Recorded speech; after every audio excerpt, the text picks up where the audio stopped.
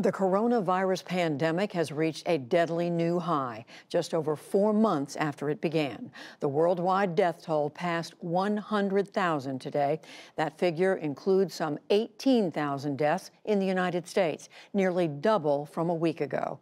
Meanwhile, President Trump is talking anew of restarting the economy, but says that he will listen to his health advisors. John Yang begins our coverage.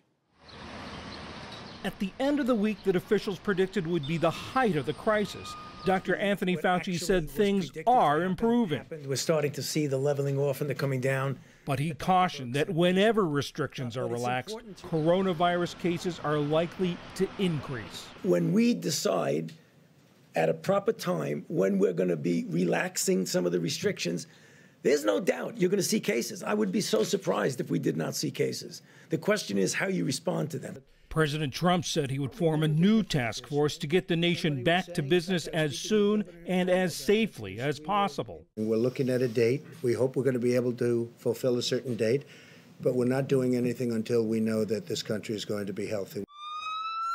In hard-hit New York, for the first time since the beginning of the outbreak, the state reported today a net decline in intensive care unit admissions, mirroring a pattern also seen in another hot spot, California. Governor Gavin Newsom warned it's not time for his state to let its guard down. Let's continue to hold the line, and let's just do this together. Give us a few more weeks to see where these trend lines go, and then we'll be talking a lot more.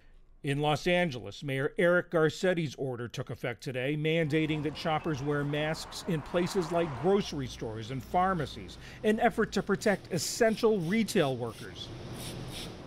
Overnight, frontline workers were honored in cities like New York, Dallas, and Chicago, which lit up their skylines in blue.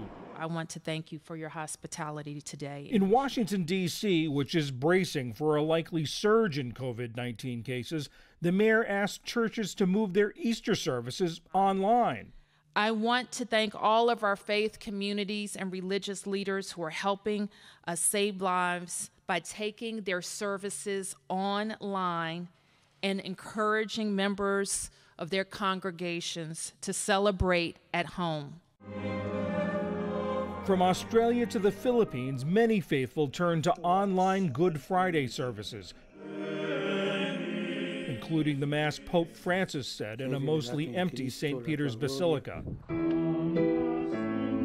But in Dusseldorf, Germany, parishioners took things offline, gathering at a drive-in movie theater for a ceremony that, even with worshipers in their vehicles, brought back the feeling of togetherness they had been yearning for. In